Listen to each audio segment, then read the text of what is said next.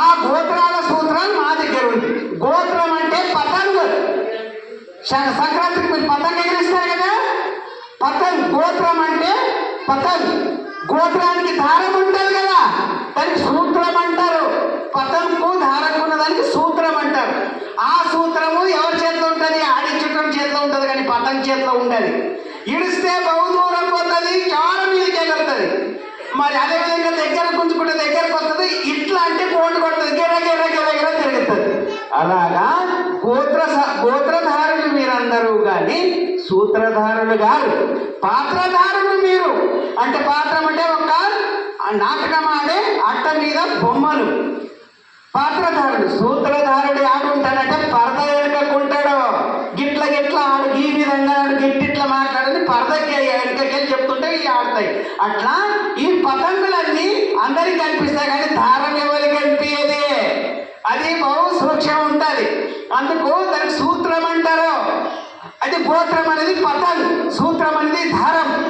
అలాగా ఆడించేటటువంటి ఎవరైనా ఉంటే అది ఆయన చేతిలో ఉంటుంది. మీ అదృష్ట రాత రాసి మీ అకౌంట్లో ఏమేమి కావాలి, ఏమేమి ఇవ్వాలి, ఏమేమి ఇవ్వకూడదు, ఇవ్వాలి. ఇచ్చినాక అడిగి చూసి ఇస్తారా లేదని అడిగి మీరు చూస్తాడు. అప్పుడు మీ మనస్తత్వం చూసే పరీక్ష కూడా ఉంటుంది. స్కూల్ పోయేట వాళ్ళకి పరీక్ష ఎట్లా ఉంటాయో ఇలా కూడా పరీక్ష ఉండి ఇస్తాడు, ఇచ్చి అడిగి చూస్తాడు. అలాగా దేవుని యొక్క కర్తవ్యం పిల్లలకు, వాళ్ళ పిల్లలే ఇస్తాడు, ఇచ్చి మళ్ళీ అడిగి చూస్తాడు ఇస్తారా లేదు. అలాగా మీ యొక్క ఆత్మతత్వం పరీక్ష. అందుకు కాబట్టి గోత్రం అందరికీ ఉంది. సూత్రధారులు, సూత్రం ఎవరి దగ్గర ఉంటుంది అంటే పరమాత్మ చేతిలో, ఋషుల చేతిలో ఉంటుంది సూత్రం. వాళ్ళ గోత్రాలు ఉన్నాయి. ఎవరికి? ఋషులకు. గోత్ర, జాతి, పంథ, పంగడ అన్ని ఇడిచిపెట్టి పరిత్యాగమైన వాళ్ళకి ఏమీ ఉండదు. వాళ్ళు ఏంటికి సంబంధించిన వాళ్ళు ఉంటారంటే విశ్వవ్యాపితమైన పంచభూతుల్లో కలిసి ఈమెడి తనలో వాళ్ళలో అది జగత్తుకు నడిపించేటటువంటి శక్తిలో కనెక్ట్ అయి ఉంటారు. వాళ్ళు వీళ్ళు ఒకటే. గురువు లింగ జంగమ. గురువు అందరికీ కనిపిస్తాడు బీజ రూపంలో. అయితే లింగ అంటే దేవుడు కదా, దేవుడు ఎవరికి కనిపించాడు, అది నిరాకార రూపంలో ఉంటాడు. ఆయన స్వస్వరూపం, ఆయన ముఖం ఏడుంటుంది అంటే పరిత్యాగి, సమాజ, దేశరక్షక, తపస్సు, యోగ ధ్యాన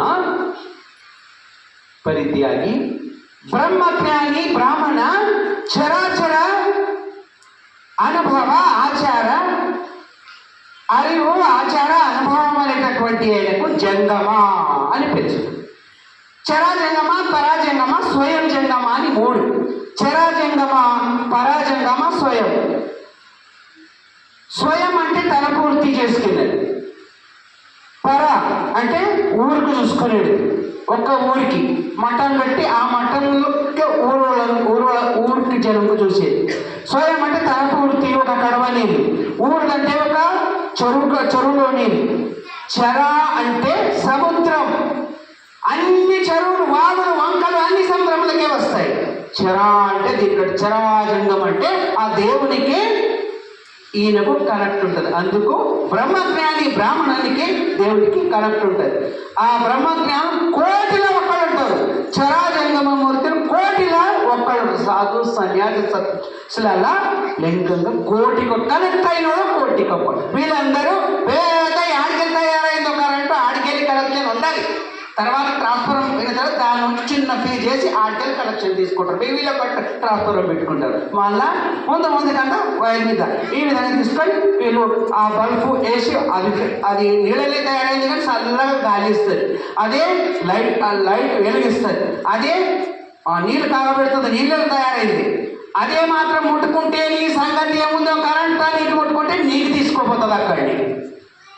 ఇస్తే మాత్రం నువ్వు ఉపయోగం చేసుకుంటే చల్ల గాలి కూడా ఇస్తుంది. నువ్వేం చెప్తుంది లేకపోతే నీకు ఎట్టున్నదో నీ బలం అని చూస్తే అది నిన్నే అది తీసుకోపోతుంది. అంత శక్తి ఉంటుంది కరెంట్. అది ఎట్లా ఉందో మీలోనే కూడా అలాంటి శక్తి లేదు, ఉంది. లాక్ చేసుకొని మహాత్ములు, సత్పురుషులు, యోగులు ఆ శక్తికి కనెక్ట్ అయి ఉంటారు. కాబట్టి వాళ్ళకు భేదం ఉండదు, ఒకటే.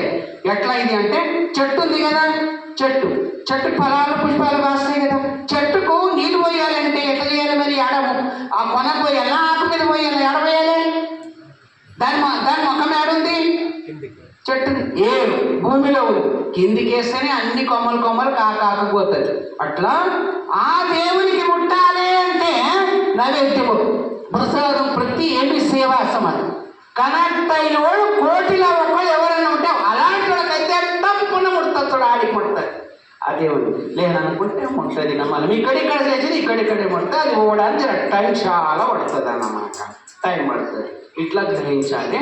అయితే దీని మీదకి గ్రహించుకో. ఆ భగవంతుడు ఏం పని చేస్తాడు, ఎలా చేస్తాడంటే మన చేనులలో చెరుకు పెడుతున్నాం, చెరుకు పెడితే తీయగా నీలిగిన పోసిండ్రా మీరు? పోసిండ్రా ఎవరైనా? మన చేనులలో వరి వేస్తున్నాం, తినే అన్నం ఒకరొకరు ఉంటుంది కదా, ఒకరు నీళ్ళు పోసిండ్రా? మామిడి చెట్టుకు అది పులుపు పులుపు ఉంటుంది, నిమ్మ చెట్టు దాని పులుపు నీళ్ళు పోసిండ్రా? పోయలేదు.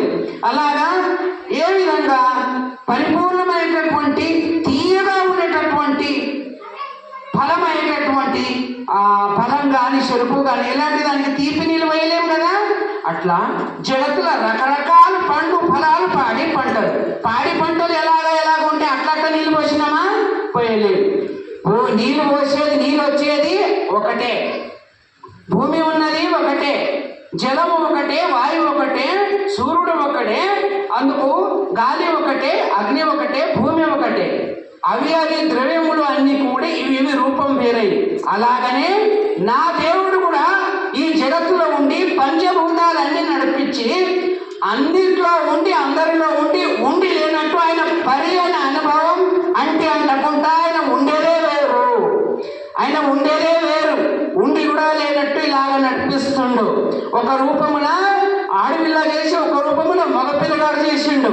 ఉండేది అన్నిట్లో ఆత్మ ఆయనే ఉంటాడు. ఆ మూల కారణం ఏమో అడ్డం ఉంది మాయ అంటే మనసుకు మనిషి ఒక ఆత్మకు మనసు అడ్డం ఉంటే శరీరంకి ఏం అడ్డం ఉందంటే శరీరం నీడ. అందుకు కాబట్టి ఆ దేవుని సన్నిధానం తెలుసుకోవడానికే గురువసరమని అక్కమహాదేవి కళ్యాణపురం పోయి బసవಣ್ణ సాన్నిధ్యంలో ఉండి తన జీవనం పరిపక్వం చేసుకుంది. అదే దారిలో ఆ జన్మముగా ఈ జన్మంలో మాతే మాణికేశ్వరమ్మ గారు అదే దైవీ వాగ్దేవి ఒక చతురత శక్తిని పొందింది. ఈ యొక్క శబరిమాత తాడవాయి శబరిమాత 14 సంవత్సరాలు తప్ప చేసే సగం శరీరము చదువునిపోయినటువంటిది.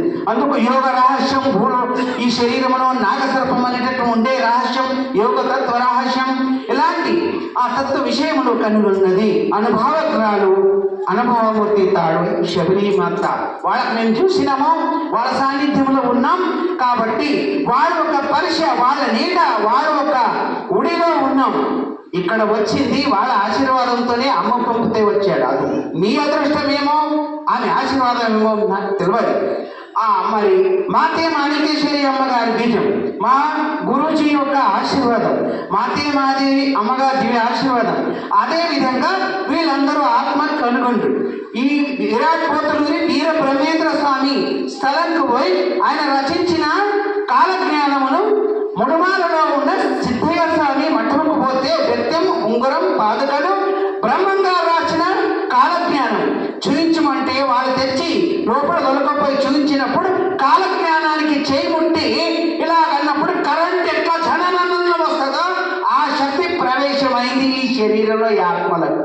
మరి బసవ కళ్యాణంలో బసవనప్ప రాసిన రాత ఏమేమి ఉంటుందో తాటి ఆత్మ మీద రాసిన కాలజ్ఞానంలో వచ్చిన అవి ముట్టినప్పుడు చల్లగా ఐస్ లాగా ఇది చూసినటువంటి ఏమున్నది గని అంటే ఇది బంగారం గని.